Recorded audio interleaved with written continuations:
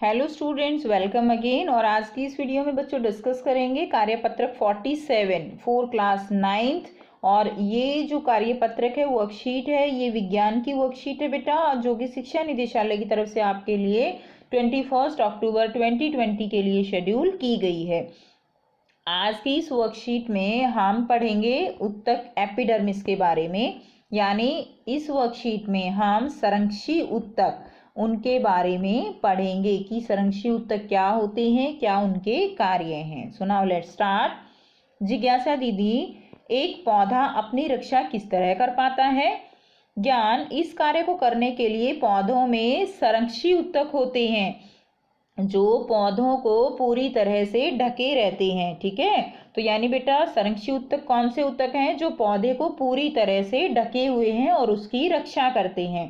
इनका मुख्य कार्य पौधों की रक्षा करना है। यह भी सरल उत्तक ही हैं।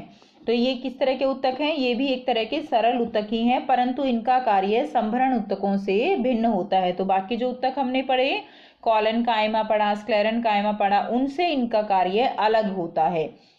ये 3 प्रकार के होते हैं, एपिडर्मिस, स्टोमेटा, कॉर्क। ठीक है, तो कौन से हो गए? एपिडर्मिस, स्टोमेटा और कॉर्क। कितने प्रकार के हो गए? 3 प्रकार के। सबसे पहले हम एपिडर्मिस के बारे में पढ़ेंगे, फिर स्टोमेटा और फिर कॉर्क के बारे में पढ़ेंगे। देखिए, सबसे पहला क्या है? एपिडर्मिस। पौधे के सभी भाग जैसे फूल, पत्ती, तना, जड़, उनकी बाहरी सतह कोशिकाओं की एक परत से ढकी रहती है। तो जो बाहरी सतह है वो क्या है? वो कोशिकाओं से ढकी रहती है। इस परत को हम क्या कहते हैं? इस परत को हम एपिडर्मिस कहते हैं। एपिडर्मिस की जो कोशिकाएं होती हैं वो कैसी होती हैं? चपटी होती हैं। ठीक है, इस तरह से कोशिकाएं जो है बिल्कुल एकदम चपटी होती हैं। यह पौधे के बाहरी भागों पर जल प्रतिरोधी परत बनाती है, यानी जल को जो है एक तरह से दूर रखने के लिए जल प्रतिरोधी जो है परत ये बनाती हैं। और जो जल प्रतिरोधी परत बनती है वो क्या कहलाती है? वो क्यूटिकल कहलाती है। क्या कहलाएगी बच्चों? क्यूटिकल। मरुस्थलीय पौधे, यानी जहाँ पर पौधे पानी कम है मरुस्थल में, वहाँ पर यह एक मोम जैसा जलरोधी पदार्थ भी बनाती है। वहाँ पर पानी की कमी होती है और ये एक जो है पदार्थ का निर्माण करती है, जलरोधी पदार्थ का, जिसे हम क्या कहते हैं? जिसे हम क्यूटिन कहते हैं। क्या कहेंगे? क्यूटिन, जो पौधों को जल हानि और परजीवी कवक से रक्षा करती है। तो ये क्यूटिन जो परत होती है, ये मोम जैसे पदार्थ जो है, जलरोधी पदार्थ जो है उससे बनी होती है क्यूटिन परत। और ये पौधे के अंदर जो जल की हानि होती है उसको ये रोकती है। ठीक है, उसको रोकने का काम क्यों करती है? क्योंकि वहां पर पहले ही पानी की कमी है और अगर वहां पर और भी ज्यादा वाष्पो उत्सर्जन होता है तो पौधा जो है वो जीवित नहीं रह पाएगा। इसलिए ये जल की हानि को रोकती है और परजीवी कवक से भी रक्षा करती है। नेक्स्ट देखिए, एपिडर्मिस की जो क्यूटिकल है वो क्या करती है? वो वाष्पो उत्सर्जन को नियंत्रित रखती है। यानी वाष्पो उत्सर्जन पौधे से कितना होना चाहिए उसको नियंत्रित कौन रखती है? क्यूटिकल रखती है। वाष्पोत्सर्जन क्या होता है बच्चों? वाष्पोत्सर्जन होता है कि जो पेड़ पौधे हैं उनसे पानी की हानि होती रहती है पत्तियों के द्वारा, जिसको हम वाष्पोत्सर्जन कहते हैं। जड़ों की एपिडर्मिस कोशिकाएं, जड़ों में भी एपिडर्मिस कोशिकाएं होती हैं जो क्या करती हैं? पानी को सोखती हैं। इस कार्य के लिए उनमें बालों जैसे प्रवर्ध होते हैं जिनको हम रूट हेयर्स कहते हैं। तो जो रूट्स होती हैं उनमें इस तरह के छोटे छोटे जो है क्या होते हैं? उनके ऊपर हेयर्स प्रेजेंट होते हैं बालों जैसे, जो क्या करते हैं? जड़ों की पानी सोखने की क्षमता को बढ़ाते हैं। इन बालों के द्वारा जड़ें जो है वो पानी को ज्यादा सोख पाती हैं। नेक्स्ट देखिए, स्टोमेटा। स्टोमेटा के बारे में सभी बच्चे पहले भी पढ़ चुके हैं। स्टोमेटा क्या होता है? स्टोमेटा को क्या कहते हैं हम? रंध्र। तो रंध्र क्या होते हैं? ये पत्तियों की जो ऊपर की परत है एपिडर्मिस, उसमें छोटे छोटे छिद्र होते हैं। आप देख पा रहे हो ये क्या है? ये जो है स्टोमेटा है। और इसके जो है इस तरह से इसके दोनों तरफ क्या होती हैं? रक्षी कोशिकाएं होती हैं। ये जो कैसा स्टोमेटा है? ये ओपन, खुला हुआ स्टोमेटा है। ठीक है, अब देखिए क्या कहेंगे इनको हम स्टोमेटा या रंध्र कहते हैं। ये वृक्क के आकार की, वृक्क यानी जैसे किडनी का आकार होता है, ठीक उसी तरह इनका भी आकार होता है।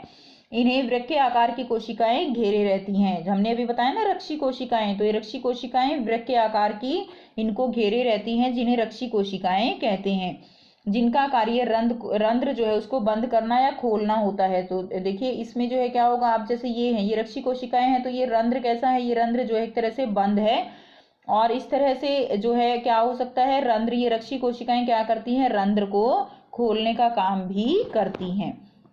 स्ट्रोमेटा के कार्य क्या क्या होते हैं बच्चों?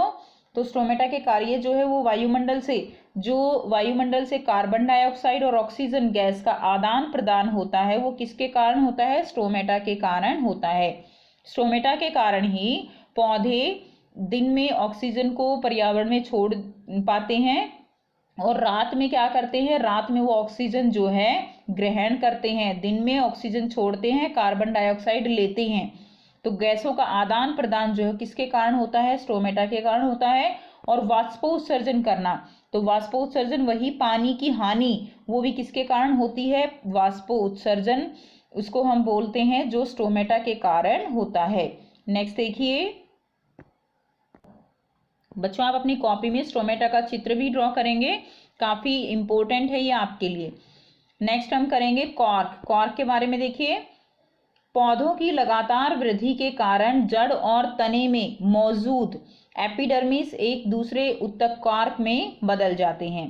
तो देखिए पौधे की जैसे जैसे वृद्धि होती रहती है, यानी पौधा पहले छोटा होता है फिर बड़ा पेड़ बन जाता है, उसकी वृद्धि के कारण जड़ और तने में जो मौजूद है, पहले पौधा बहुत लचीला होता है, बहुत ही सॉफ्ट होता है, जैसे जैसे बड़ा होता है क्या होता है, उसकी कोशिकाएं जो एपिडर्मिस कोशिकाएं हैं वो किस में बदल जाएंगी? कॉर्क में, और बहुत सख्त हो जाती हैं।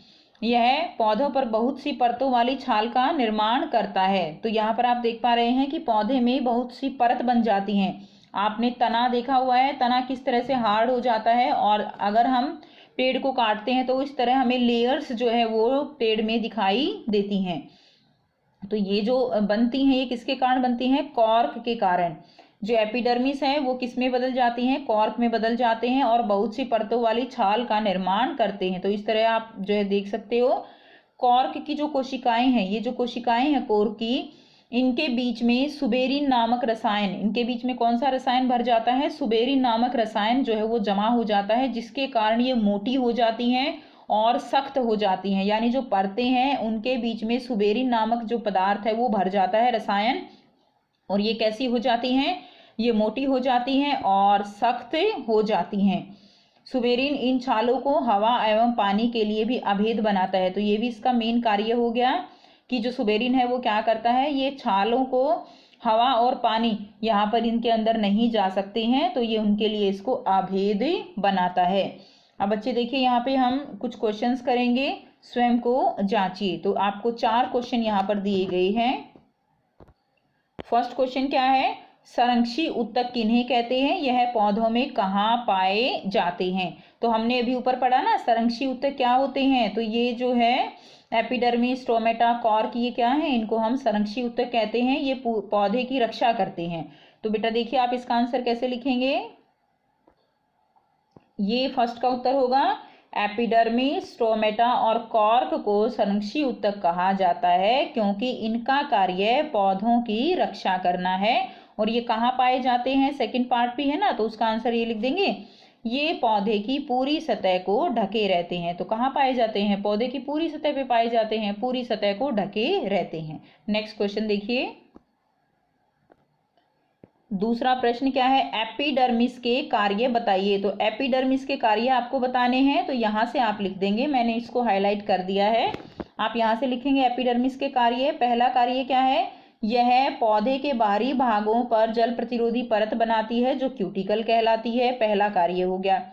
दूसरा कार्य क्या होगा? मरुस्थलीय पौधों में यह जल हानि और परजीवी कवक से रक्षा करती है।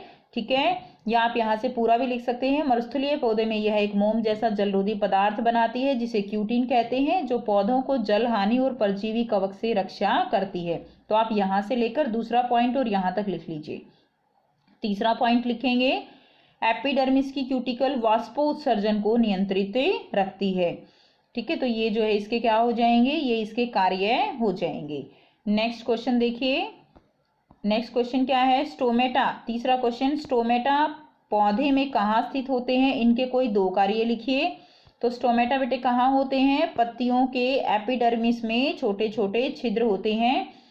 तो पत्तियों के एपिडर्मिस में स्टोमेटा होते हैं, जो स्टोमेटा या रंध्र कहलाते हैं। अब इनका कार्य लिखना है, तो यहाँ से आप कार्य लिखेंगे। पहला कार्य लिखेंगे, स्टोमेटा का कार्य वायुमंडल से पौधों में गैसों का आदान प्रदान करना है, और दूसरा कार्य यह वाष्पोत्सर्जन करता है। तो यहाँ से यहाँ तक आप इसका लिख देंगे कार्य।